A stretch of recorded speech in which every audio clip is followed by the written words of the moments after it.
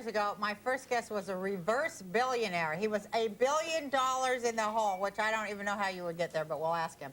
Now, but he's climbed all the way back to the top, and we're up here with him in this exclusive restaurant, Tavern on the Green. So please welcome Donald Trump.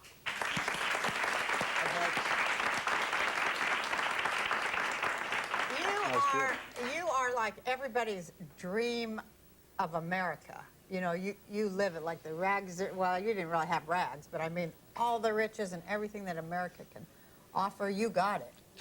Well, I've had a good time. I've enjoyed myself. I've enjoyed my life. I do things that I really, you know, it's creative. I build these big, beautiful buildings or buy buildings that are already built and fix them. And like the General Motors building I bought last week. Oh, you did? Yeah. And it's How much did that cost you? Can we ask? Can we be nosy? So sick what I paid. Just say between, like... I paid $800 million. $800 million for one building? One building. Wow. I'll tell you if it works in about 2 years from now. What do you do with it after you buy it? Fix it, make it beautiful. It's the best location in the city, as you know. We're on 59th and 5th, and fronting also on Madison Avenue. And it's a very big building, obviously. Otherwise, I really paid too much. And it's going to be, you know, it's the best. It's the best piece of real estate. So I'll fix it, make it beautiful, and make it even more successful, and do nicely with it, despite, obviously, a pretty good price.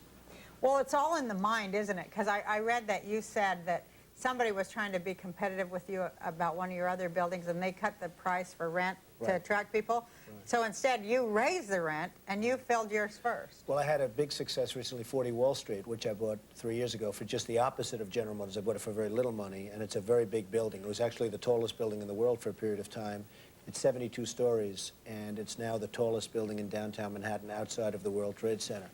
And it was virtually completely empty, and now it's completely full. CNA Insurance, American Express, Bear Stearns, a lot of great tenants, Compact Computer, all lease space there. And it's turned out to be terrific. But is that true that you raised the price? I did. I sometimes raise the price because people say, what's going on? They don't understand what's going on, and sometimes they pay it, and sometimes they don't. When they don't, you have trouble. When they do, it's good. But, Donald, what is going on with the money thing? Well, I think that... What's the energy behind money? Because money is really just energy, right? I think money is energy. I think life is energy. I mean, without energy, you're nothing. And one of the reasons that New York is so great is that in New York we have the greatest energy. And sort of everybody knows it, no matter where they live, and they may like their own place better. But when they come to New York, they always admit that they have more energy. Something happens. They're rejuvenated. And it's an amazing place, an amazing city. Rudy Giuliani's been a great mayor. He's done a terrific job. But what about the money deal? You're not answering my question. Well, what is money to you? To me... What does it represent? What's it a metaphor for? To me, money is a scorecard. Yeah. It's how well have you done. It's like when you play golf, you have a scorecard. I think money's a scorecard. I don't do things for the money. I do them for the pleasure, for the art. Building a Trump Tower, or now I'm building a building that's 90 stories tall, directly opposite the United Nations in New York. Or doing Trump International Hotel and Tower in Central Park West, where, you know, it's become a very hot hotel and condo, et cetera, et cetera. I do it for the aesthetic. I do it as my canvas, and then I generally make a lot of money on it. And so you're saying that the buildings that's your art form, that's your form of expression? And I love it. And you don't do anything for the money? I don't really do it for the money, and I make money. Okay, because this is what I happen to know too, and we'd like to say that to people out there. When you do stuff for money, you never get any money, do you? A lot of times when you do it for the money, you don't make money.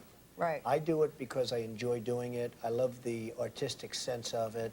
I have a friend, he's a very wealthy guy. He puts cable in the ground, and when he comes up to Trump Tower, he looks and he says, you know, I make a lot of money, Donald, but there's something so artistic. Nobody sees what I do. I put cable in the ground. And I get a penny a foot, but that's a lot of money over a course of a year and a lifetime. He said, but what you do is so artistic. Everybody sees it. Nobody sees what I do. And I sort of thought to myself, that's interesting. But I love what I do. Now, I do other deals other than buildings. But the thing I like best is building or creating something that is really monumental in the form of a building. But we all just know you as the money guy. Well, people think of me for money. Because we want to know, how are you getting all this money? How are you attracting this money to you? Well, I want more money. Money. How am I going to get more money? Tell me. Money just seems to come. I mean, money comes. Money does come. Money seems to come to me because I do a good job. I'm a professional. I know what I'm doing. And I have a sense of what to build. I know when to build, what it should look like, what levels of quality. And people buy and rent my product more so than they buy and rent other people's products. So you're really saying that you don't do anything for the money, you do it for the aesthetic and the art? I do it for the enjoyment, I do it for the art, I do it for the aesthetic, and you know, a lot of good things come out of that. It's sort of, if you enjoy something, you'll be successful. I enjoy what I do. I think that's true. I really do. I enjoy what I do. That's the key, isn't it? To I think so. enjoy it. I think to a large extent that's the key. Yeah, because when you enjoy something, you're putting a lot of energy to it, and a lot of energy comes back. That's right. And you feel it. And Vince Lombardi, the great football coach, said you have to love it. You know, he had this expression, now in that case, you had to love hitting. You had to love going and whacking each other. And it's true. If you don't love it, you're not going to be successful at it. Well, now, how'd you get $1 billion in the hole? Who's ever done that before? Well, the market collapsed in 1990, and I went from a couple of billion up to, I mean, I had borrowed many billions of dollars. People said 9, and you know, that was fine. How do you borrow $1 billion? It's not easy. You have to be a professional. Your PhD. But my assets were much more valuable than that. And then all of a sudden the asset value went down because we had a depression, literally in 1990 to 93 or so. Right. It was certainly a real estate depression. And I had the same debt. All of a sudden the asset values went down. And I went back to work, and I really worked well, and I worked hard, and I focused. I mean, you know, I did take, when you talk about energy, I was so successful for so long, for 15 and 18 years, that I thought it was almost natural. And I took a little bit of a time off. I didn't focus the way I did at one point. And all of a sudden I said, hey, I better get back to work very quickly, or I'm not going to have all of this stuff, and I'm not going to be on your program, and lots of other things, lots of other good things. You had a huge wake-up call in those years. I had a wake-up call. You? It's a great, I never heard the expression. I had a wake-up call. And I had to either get back to work, or I wasn't going to be living at the top of Trump Tower very long. And I did get back to work, and now my company is much bigger and much stronger than it was in the 1980s. I mean, it's not even close. And how do they assign worth? I mean, who's the one that's in charge of assigning worth to stuff? Because I know you bought a yacht for $29 million. Right. You did a little bit of work on it. Now it's worth $100 million, which is inconceivable. But who's assigning that? Net worth? Who's assigning worth? No, just on the boat. I know you say, they say you're worth $1 billion, but you say you're worth $5 billion. But who's ever seen $1 billion to begin with, and how are they going to tell what the hell it looks like? Yeah, people say I'm worth different amounts of money, but you know, you can't really. It's very hard to figure what I'm worth because I have buildings, and what's a building worth? What's Trump Tower worth? What's General Motors building worth? What are all these buildings worth? Sometimes they're worth more than other times. But again, you have to like it. If you don't like it, they're worth nothing. Nothing's worth anything because you have to enjoy your life. First and foremost, you have to enjoy it. I often tell people and friends of mine, like I have one guy who's not a successful guy, and he did something with golf courses, and he loved it so much, but he couldn't make any real money. I said, you'll make more money if you do that with golf courses, which is what you love, than if you go in what in theory is a better business and a bigger business. He's doing much better now and loves his life building golf courses than he was doing before in really a much bigger business, but he's making more money and he's having a lot more fun. So you're telling us that we will get money coming to us when we do what we love and do it well. Well, you have to do what you love, and regardless, you have to do that, even beyond the money. I mean, you have to do, otherwise there's no reason to wake up in the morning. Okay, we're going to commercial, and then we're going to come back and get off the money thing and go to you and women. Oh, wow.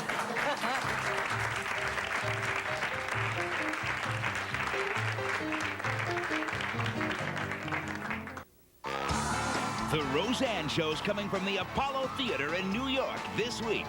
Joining Roseanne are Bill Cosby, John Goodman, Julio Iglesias, Gladys Knight, Martin Short, and Donald Trump. So start spreading the news, baby. Roseanne's hitting New York this week, and she has all your favorite stars with her. The Apollo will never be the same. Don't miss it.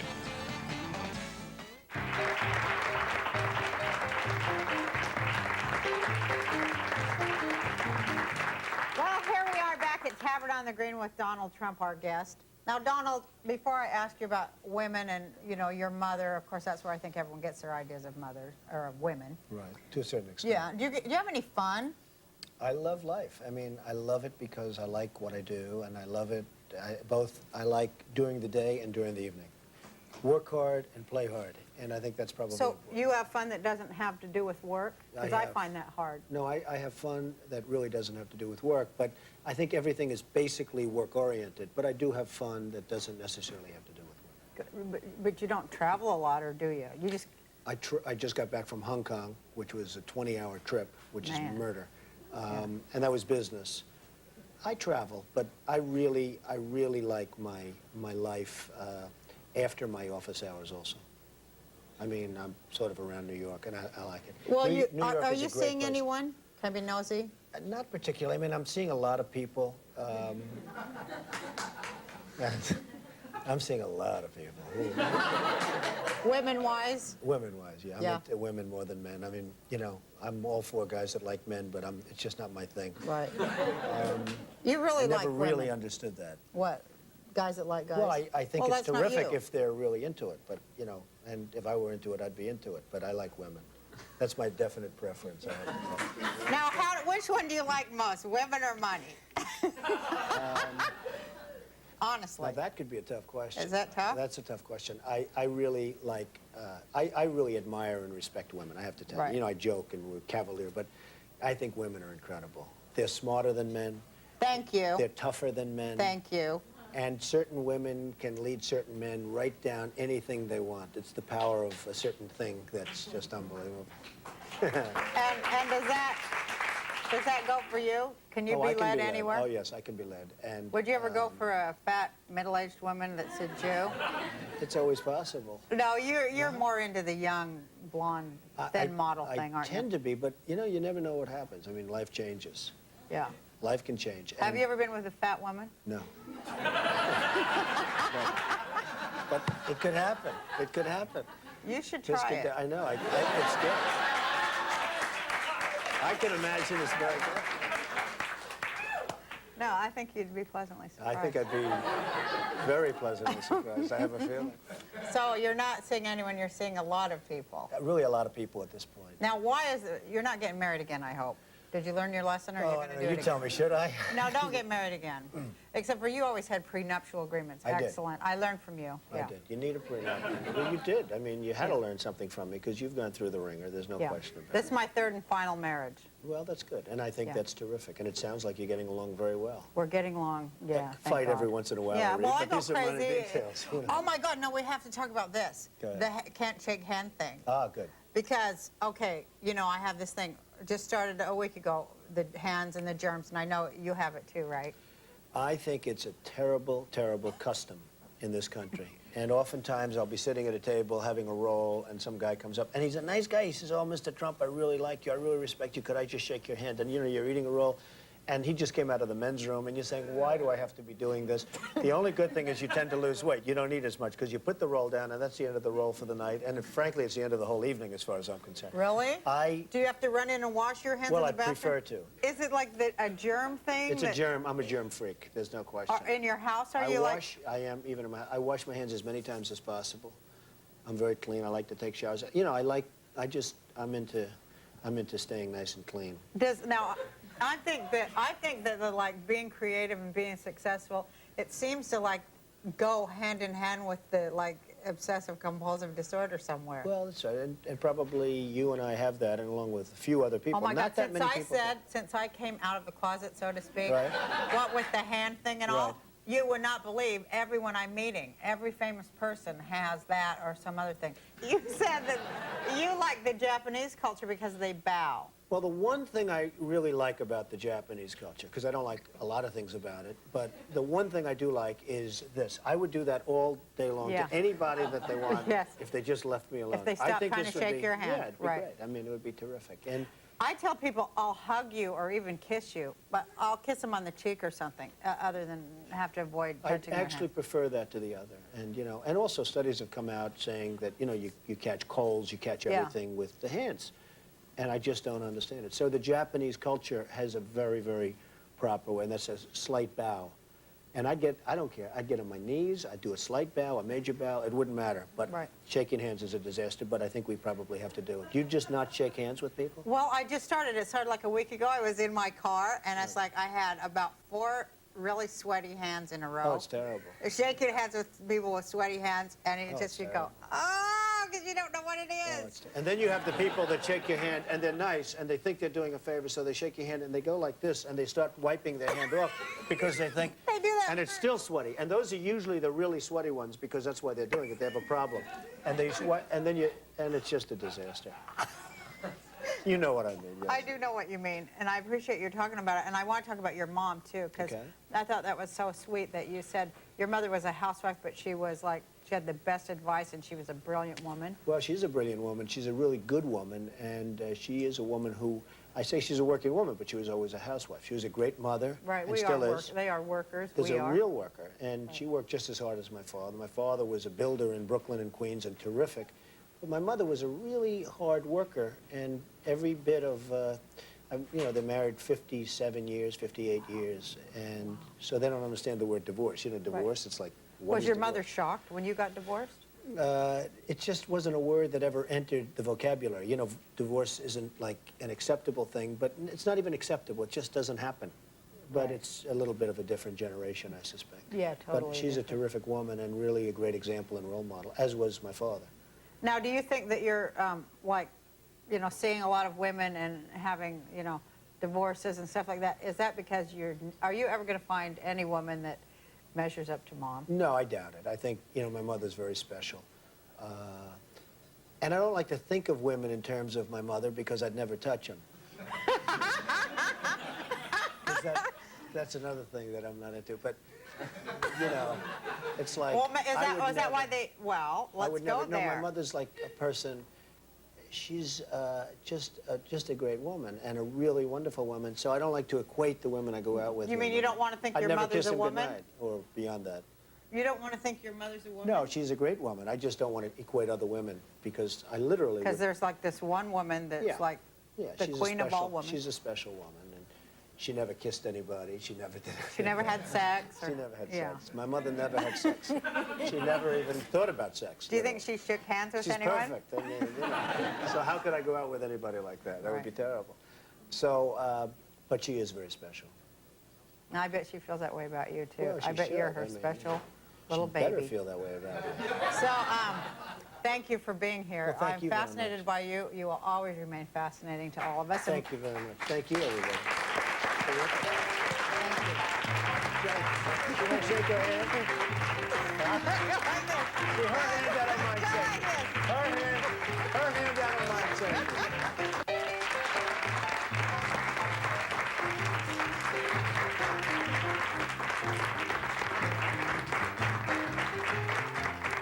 My next guest is kind of the philosophical polar opposite of Donald Trump, I think, but maybe not. We'll find out. He is a visible crusader for working class people, working class rights. His first film was the classic documentary Roger and Me, which was so great. And ever since, he has fought a never-ending battle, as has Donald Trump, for truth, justice, and the American way. Please welcome my blue-collar panelist, Michael Moore.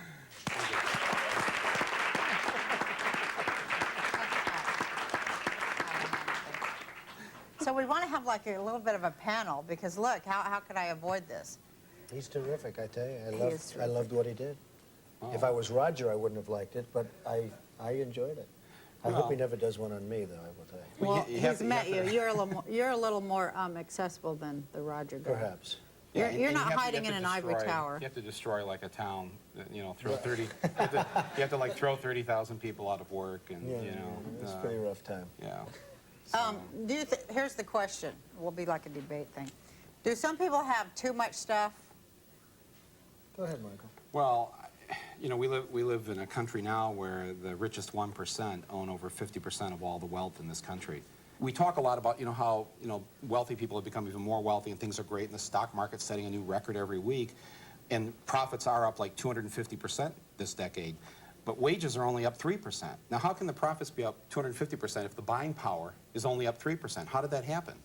You know, it happened because the average American out here has been forced into debt.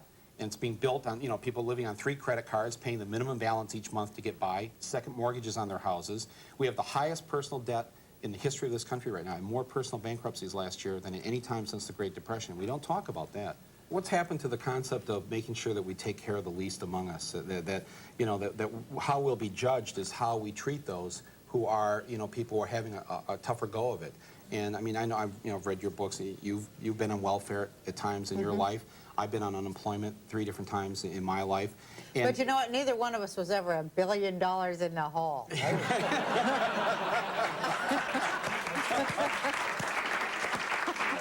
I know what it is to be very poor. That'd be like the poorest guy on earth. I was down, you know, almost about 900 million in a negative sense. Oh, you know, my you go up God. 4 or 5, you go down 900 million. So I've been all over. So I was much poorer than you. So I can honestly say, thank you very much. I never thought of that. But I can honestly say I was much poorer than both of them. and what unemployment line were you standing in? I was doing okay.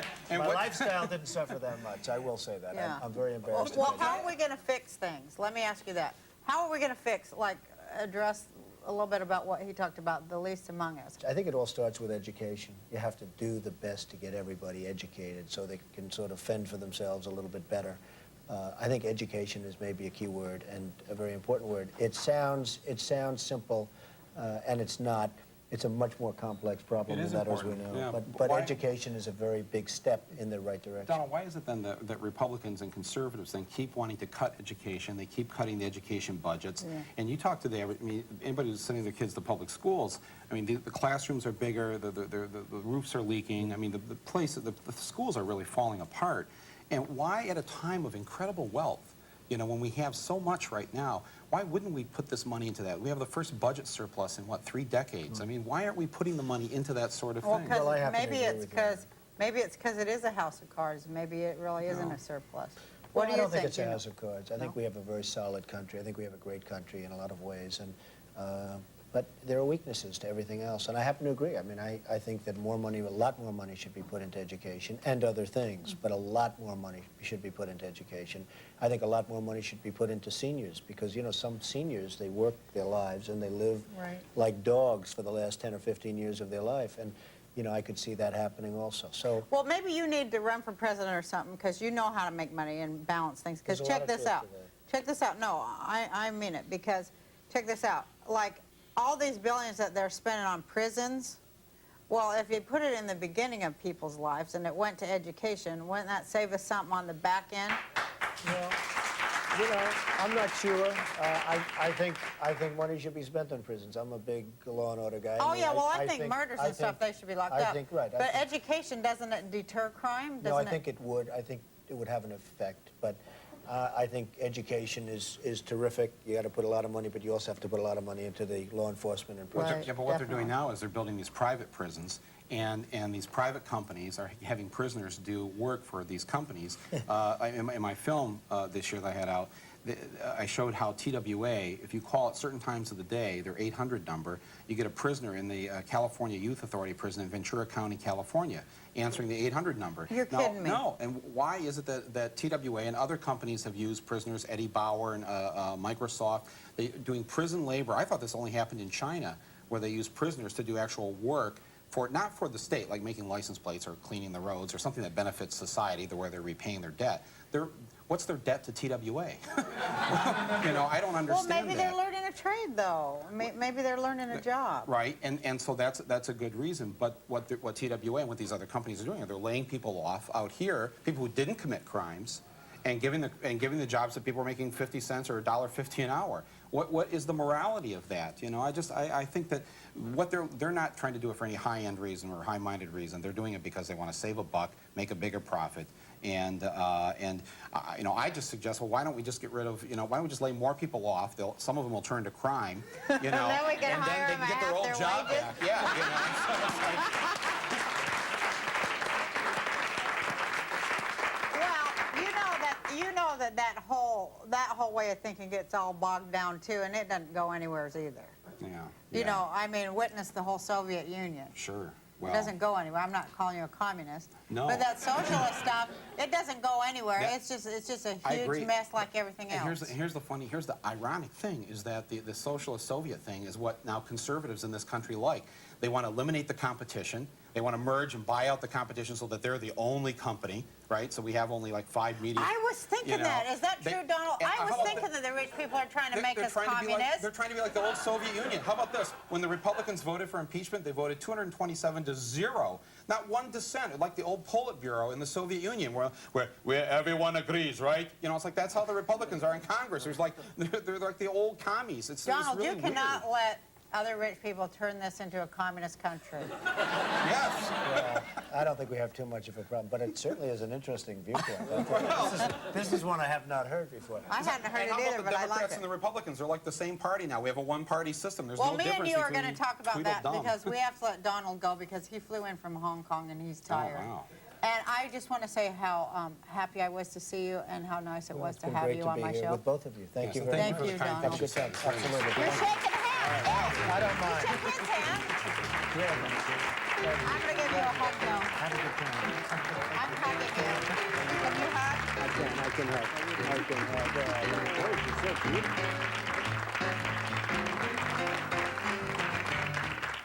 It's a Roseanne sitcom reunion with John Goodman, Laurie Metcalf, and the rest of the family on the next Roseanne Show.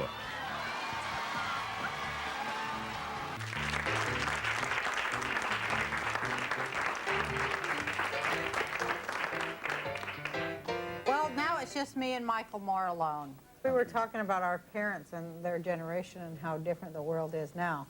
And also talking about how people in the real world actually talk this way. Right. Even though, like, you've done TV, so you know, like, people on TV, they're so horrified of, like, real people and what real people really talk about, aren't they? Right. Yeah, completely. Why? Actually, I don't know. And I just had this experience last year because I actually wrote and produced a pilot, a sitcom, that was very much inspired by what you did.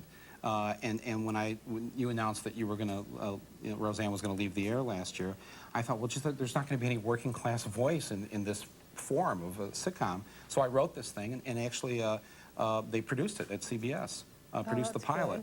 Good. And I think, you know, when they saw it, it was kind of like, they could tell right away that there was a language, there was a communication problem with, but I said, this is really how it is. This is how people are, this is how they talk, this is what they care about.